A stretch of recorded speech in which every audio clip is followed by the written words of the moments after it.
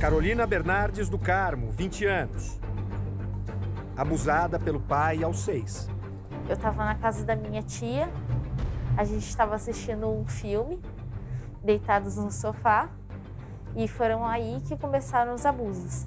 Tinham 2 pessoas na sala e sem medo de nada. Ele puxou um cobertor, começou a me tocar.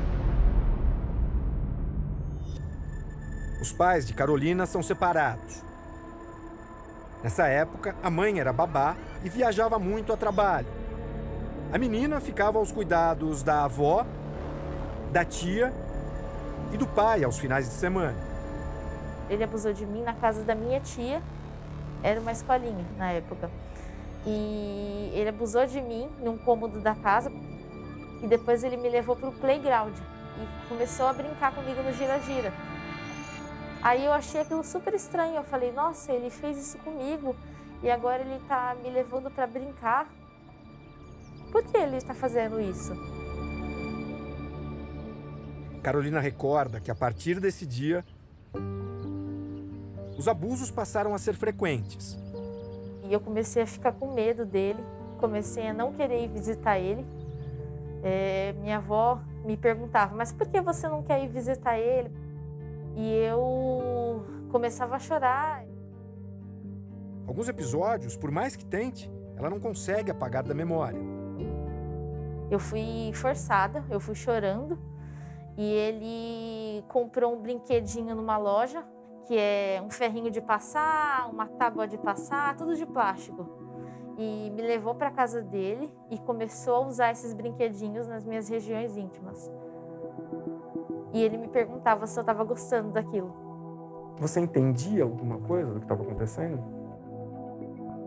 Eu não entendia o que estava acontecendo. Eu ficava com medo.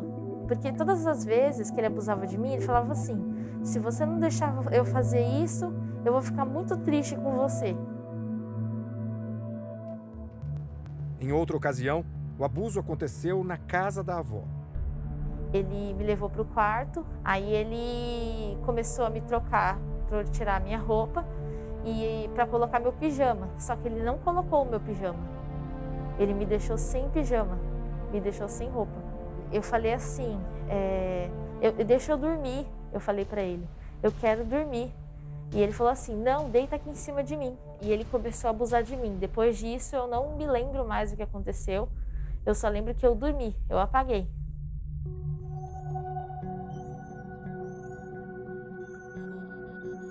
Depois que ele cometia os atos comigo, ele me perguntava, você vai contar o que aconteceu aqui?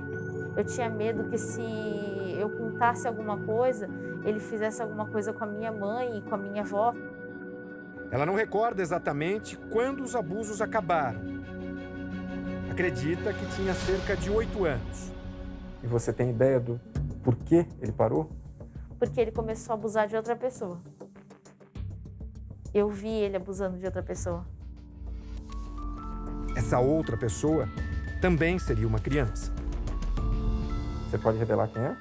Eu não posso falar o nome da pessoa, mas eu vi ele colocando a mão dele dentro das partes íntimas. O pai de Carolina, hoje com 42 anos, acabou denunciado por abusar de uma criança de 12 anos. Nunca percebi nada, era uma pessoa que eu confiava, era uma pessoa aparentemente normal. Um bom amigo. Eu despertei somente quando a primeira vítima falou.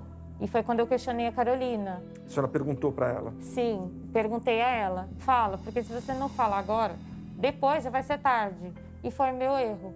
Porque quando eu disse isso, ela se calou de vez. Por que você não falou naquele momento? Eu tinha medo dele machucar a minha mãe, dele matar a minha mãe. Os dados do Disque de 2019 mostram que 85% dos autores eram do sexo masculino, sendo que 40% eram pais ou padrastos das vítimas. Por isso é tão importante que a gente fale sobre o assunto com as famílias. Foram anos de silêncio e dor. Aos 15, Carolina contou para o namorado. pouco tempo depois, ela engravidou. A Carolina estava me contando que desde a infância ela tem crises nervosas, mas depois que o filho dela nasceu há pouco mais de 4 anos, o problema ficou mais grave. Por quê? Eu comecei a tentar o suicídio. Eu quebrava várias coisas dentro de casa. Cheguei a quebrar as minhas portas dos armários, da pia. As marcas das crises estão pela casa, na cozinha, no banheiro. Tudo começava quando eu deixava meu filho com meu marido em casa. Eu ia trabalhar, voltava. Quando eu voltava, eu achava que meu marido tinha feito algo com meu filho. Então eu começava a destruir a casa inteira. Eu quebrava tudo com a cabeça. Seu marido já te deu algum motivo para você ter esse tipo de desconfiança? Não, ele nunca me deu motivos. Depois de mais uma crise nervosa, Carolina decide se abrir com a mãe. Eu resolvi falar, porque eu falei, gente, eu não aguento mais. Primeiro, Denise cuida da filha. Aí ela iniciou os tratamentos, tanto na terapia como os tratamentos psiquiátricos também. Até que ela resolve buscar justiça. E aí, depois que a Carol deu uma estabilizada, a gente começou uma busca atrás dele, porque ele já estava foragido desde março. São meses de campana. Denise e o atual marido. Ele me ligou e falou, vem, que eu achei o endereço dele. Eu não tive muita reação, porque eu fiquei sem saber o que fazer. Eu não sabia se eu chamava a polícia, porque a minha raiva era enorme e eu queria confrontar ele, eu queria bater de frente com ele. E aí, quando ele vira a esquina da casa, meu marido vai para cima dele. Que a todo momento eu dizia, ele é um estuprador. Ele abusou sexualmente da minha filha e ele está foragido por conta de um outro abuso. A polícia foi chamada. E hoje ele cumpre pena pelo estupro da outra vítima. Foi condenado a 14 anos. O processo pelos abusos contra a Carolina está em andamento. Eu espero que o que aconteceu com a minha filha não fique impune. Carolina conseguiu superar as crises com o marido. E ainda faz tratamento para a depressão. São medicações fortes, que têm efeitos colaterais diversos. E eu preciso fazer esse papel todos os dias, de segunda a segunda, para dar a medicação dela. Dividir a ela para ver se ela está bem, se ela não está entrando em depressão. Tudo isso, constantemente. O trauma é tão profundo que Carolina não acredita que um dia consiga superar o horror da pedofilia. O que você pensa do seu pai? É muito difícil falar o que eu penso dele. Porque é muito triste pra mim.